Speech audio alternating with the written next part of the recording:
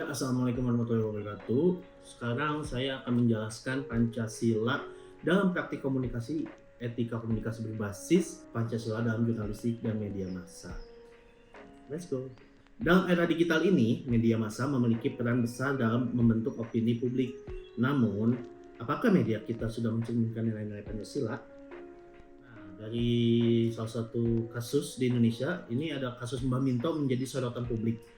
Seorang pria tua berjuang mempertahankan haknya namun justru menghadapi jeratan hukum. Kasus ini memicu pertanyaan besar, apakah hukum kita sudah berlandaskan keadilan? Media massa berperan sebagai pilar demokrasi, tapi apakah pemberitaan yang ada sudah menjunjung tinggi nilai Pancasila? Apakah berita disajikannya sudah berimbang? Apakah media membantu menyatukan bangsa? Apakah informasi yang disampaikan akurat dan faktual? Apakah ada ruang untuk berbagai sudut pandang? Terus, apakah pemberitaan mengutamakan nilai kemanusiaan? Dan di segmen selanjutnya, saya akan memberikan hasil analisis media berita dari kasusnya Mbah Minto. Penelitian ini menemukan bahwa beberapa media sudah menerapkan nilai-nilai Pancasila. Namun masih ada tantangan, beberapa media cenderung menyajikan berita secara sensasional, bahkan memicu konflik sosial. Mari kita lihat berita tersebut. Seorang kakek di Demak, Jawa Tengah yang bekerja sebagai penjaga kolam ikan ditahan dan ditetapkan sebagai tersangka karena menganiaya pencuri ikan. Kejadian bermula ketika Mbah Kasminto, 74 tahun ini warga desa Pasir, Kecamatan Mijen, memergoki Marjani yang mencuri ikan. Pelaku pencurian pun dianiaya oleh Mbah Kasminto. Jadi dalam kasus ini yang sedang ditangani oleh Satreskrim Polres Demak, Marjani memang kemudian informasinya sudah P21. Tapi bagaimana sebenarnya duduk persoalannya, kita akan langsung berbincang dengan Kapolres Demak. Ini ada Ajun Komisaris Besar Polisi Budi Adi Buwono selaku Kapolres Demak. Selamat pagi Pak Kapolres. Assalamualaikum, selamat pagi Pak. Pagi, waalaikumsalam warahmatullahi wabarakatuh. Sehat Pak Kapolres? Alhamdulillah sehat Mas. Ya, Pak Kapolres, ini kami di layar kaca tertera judul Pak, aniaya pencuri, kakek penjaga kolam ditahan. Mungkin kronologis realnya Pak berdasarkan juga dari pemeriksaan baik itu terhadap korban maupun tersangka kakek Kasminto ini Pak. Ya, terima kasih. Jadi kami sampaikan di sini terkait dengan kasus Mbah Kasminto ya yang menganiaya atau membacok saudara Marjani. Jadi pada saat itu tanggal 7 September tahun 2021 bahwa warga masyarakat di Mijen, ya Kecamatan Mijen, Kabupaten Demak itu menemukan seorang warga laki-laki itu tersungkur dia dan meminta tolong, yang mana laki-laki ini mengalami luka bacok pada lengan sebelah kanan dan leher sebelah kiri. Selanjutnya dari warga membawa daripada korban tersebut ke rumah sakit, selanjutnya ditangani oleh pihak RSUD Demak, dan warga yang menemukan daripada korban tersebut melaporkan ke pihak kepolisian. Selanjutnya pihak kepolisian mendatangi daripada korban tersebut yang dilakukan tindakan medis di Rumah Sakit Umum Demak.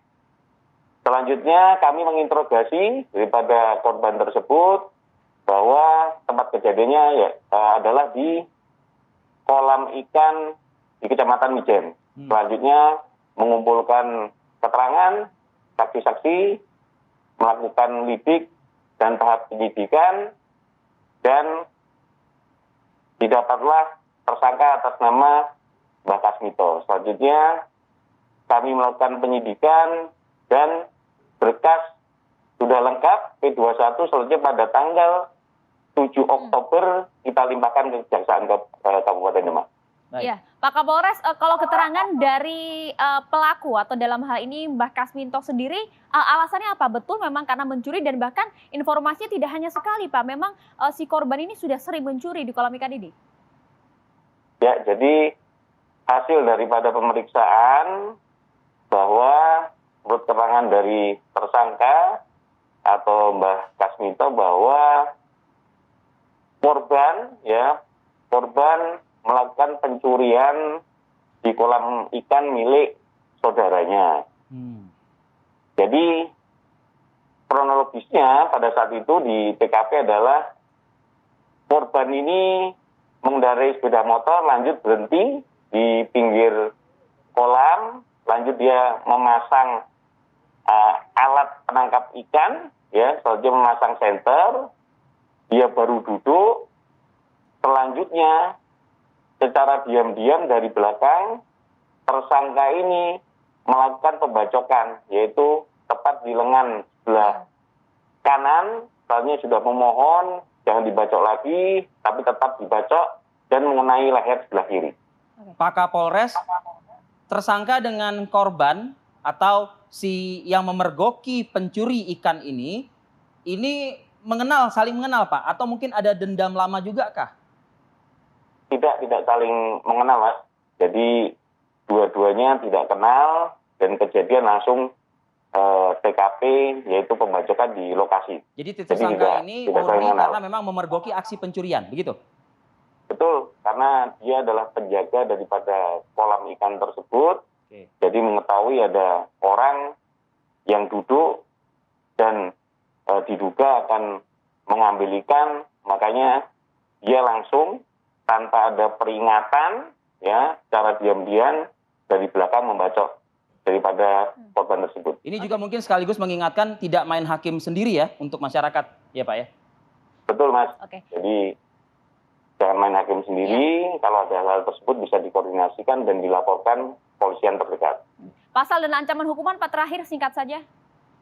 Ya, jadi untuk kasus ini kita kenakan pasal 351 ayat 2 dengan ancaman pidana penjara 5 tahun.